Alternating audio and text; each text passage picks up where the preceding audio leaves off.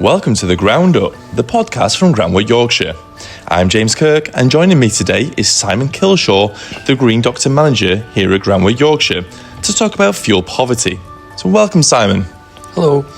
So, Simon, what does the term fuel poverty mean, and how many people in the UK are actually living in fuel poverty? Okay. A generic term for fuel poverty would be households that cannot meet energy needs at a reasonable cost. And there's different ways of classifying fuel poverty, different definitions. So one of the ways in which the government use is what they call the LELE method. That's the low income, low energy efficiency definition. And what that does, that takes into account low income, but it also takes into the energy efficiency rating of the property, so what we'd call the EPC. And if that's in band D or below, it would be considered to be less thermally efficient than a higher rated EPC. Using that method, there's 2.7 million households in England and Wales deemed to be in fuel poverty.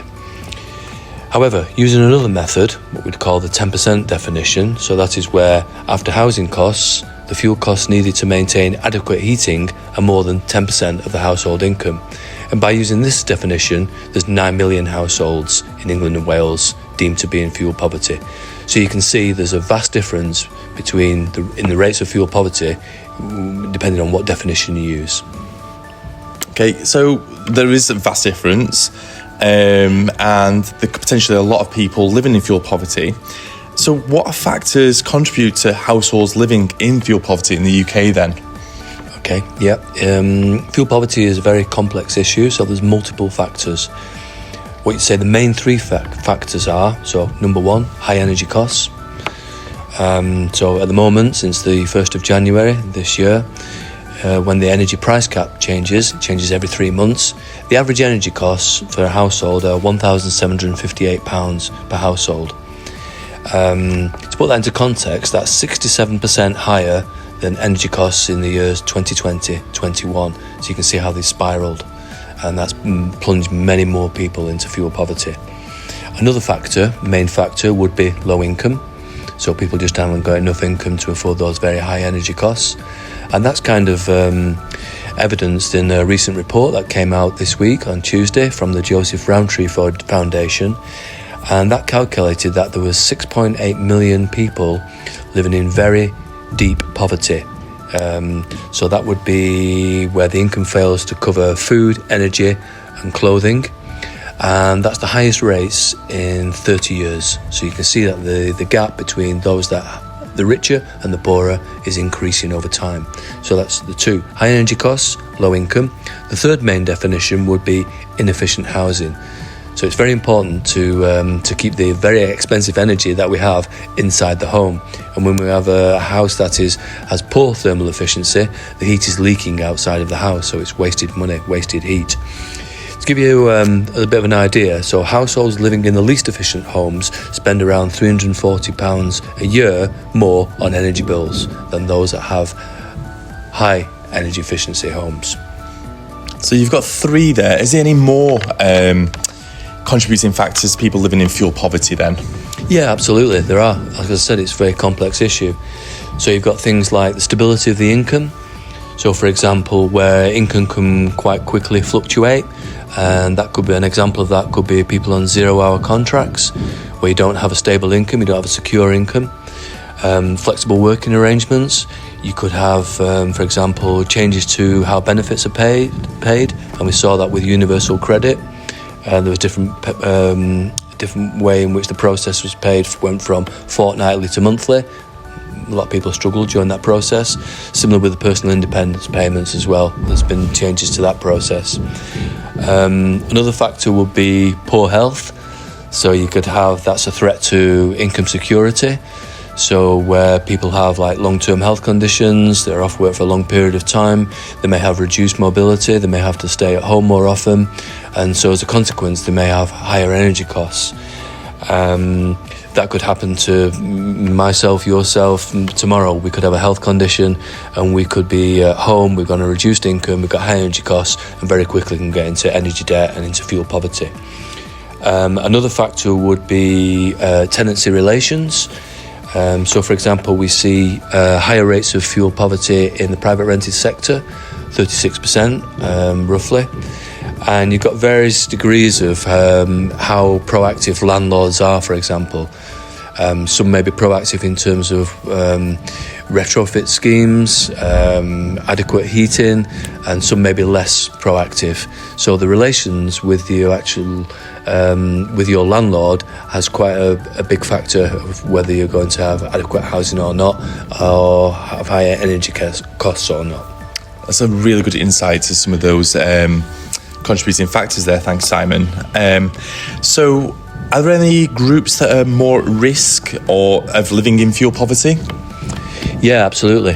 From statistics, so single-parent households more likely to be in fuel poverty, around 25%.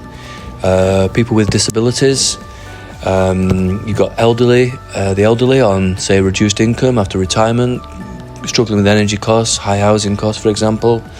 You've got people living in poorer areas where there's multiple deprivations. I mentioned about people in the private rented sector, high rates of fuel poverty, 36%, in contrast to those in social housing, 20%, owner-occupiers, 7.5%. Poor quality housing I've mentioned, another group. Those with long-term health conditions.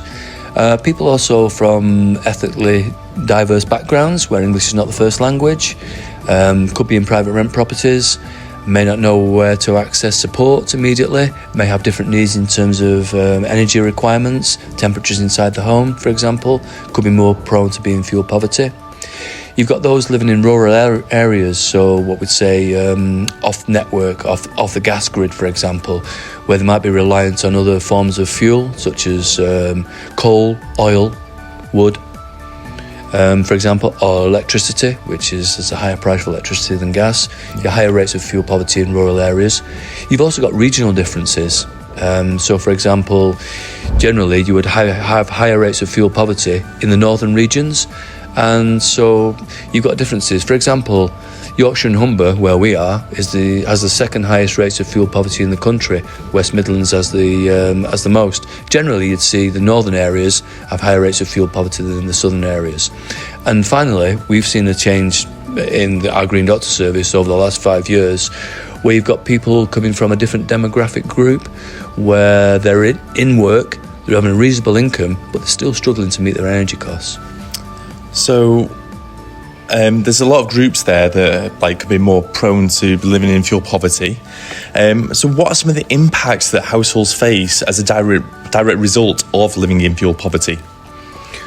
One of the main impacts is fuel debt, so going into debt. To give you an idea, in Q2 last year, 2025, there was about 4.4 billion attributed to energy debt alone. That's the highest on record, absolutely. And it's not only the numbers of being in debt, it's the knock-on effects. So people are more likely to be anxious, stressed, depressed, shameful about the situation, and you have higher rates of suicide attributed because of the energy debt alone. Then you've got other impacts, things like health, physical and mental health. You've got what we call the excess winter deaths. That's the number of deaths between November and March. The number attributed to cold homes alone is around 7,500, and those will come from 3 categories: respiratory illnesses, cardiovascular illnesses, and mental health, and all those are exasperated and exaggerated by being in fuel poverty. You've got things like increased damp mold condensation issues, which we've seen with the death of Awa Bishact, and we talked about that in the last podcast. Yeah. You've got increased social isolation, another factor, impact of fuel poverty. You've got impacts on child development, so educational achievement, physical health, general development of children. Another knock-on effect would be the impacts on the NHS and other health services. So to give you an idea, approximately there's 2.5 billion a year spent on the effects of cold, damp and dangerous homes. That's about 6.9 million a day. Another report that came out, this was this week, is you've got an increased use of loan sharks. So there's over 1 million households in debt because of the use of loan sharks. Some of that can be attributed to being in fuel poverty. Wow, that's pretty shocking. So we've got the Green Doctor team at Groundwork Yorkshire, who can provide a range of services for households living in fuel poverty. So can you tell our listeners a little bit more about these services that they can provide? Yeah, absolutely. I'm very proud to be the manager of the Green Doctor service. I have been for over 10 years now. We've been delivering this service for over 14 years. We're a team of 35 and we work right across Yorkshire. We're a fuel poverty alleviation service. One of the main things that we do is that we deliver home visits. We do telephone advice as well, and we can do video consultations, but we actually go into people's homes, and that's where a real significant difference can be made as opposed to giving advice over the telephone. We can help people look at their energy tariff, for example. There's quite good savings to be made by switching tariffs. We can contact the energy supplier, so we can do a three-way conversation with the client, ourselves and the supplier to look at things like energy debt, repayment schemes, meter issues, billing issues. We can give energy efficiency advice, so we can look at things like your heating systems, how to use your programmers, timers, controls, thermostatic radiator valves. We can give behavioural advice, so how you use appliances, cooking practices, bathing practices, where furniture is placed, for example. We can look at things like damp mould condensation. So we make about 5,000 to 6,000 home visits each year, and approximately 30 to 40% of those have some kind of damp mould issue. So a big part of the advice that we give is centred around damp mould condensation. We can give things like fuel vouchers, food parcels.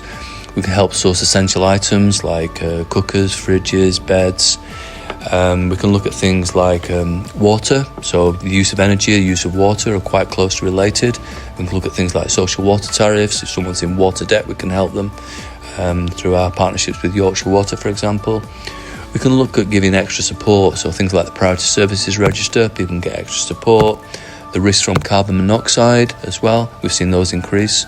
Fire hazards, we can check the building in terms of the fabric, in terms of insulation levels. And one of the big things that we can do is we can actually do practical things like install energy efficiency measures. So typically that could be LED light bulbs, reflective radiator panels, that could be draft proofing.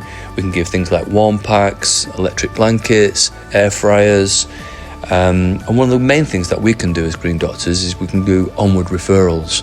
So we work very much on the principle of making every contact count. So whilst we're there as Green Doctors looking at energy, we've also built up a huge network of partnerships over the 14 years that we've been doing this.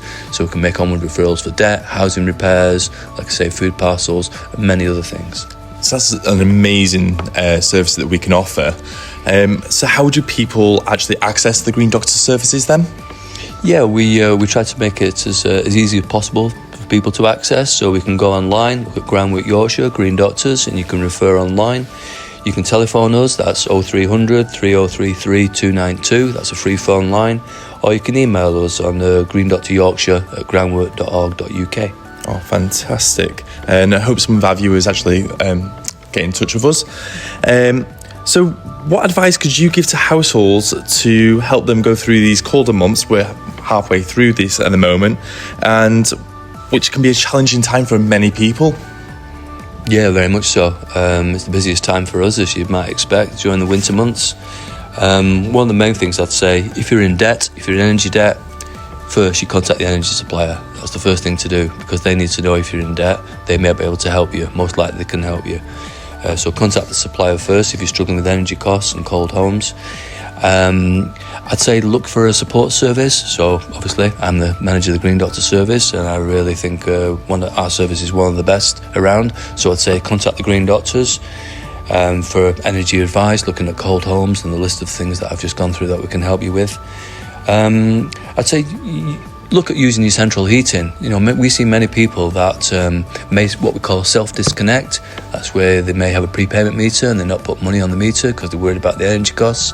Actually, it may be cheaper to put your heating on than use, say, an electric portable heater, for example. And when people only heat one room, actually they could use the central heating and perhaps heat the whole home for less than the cost of using the electric portable heater, for example, or a portable gas heater.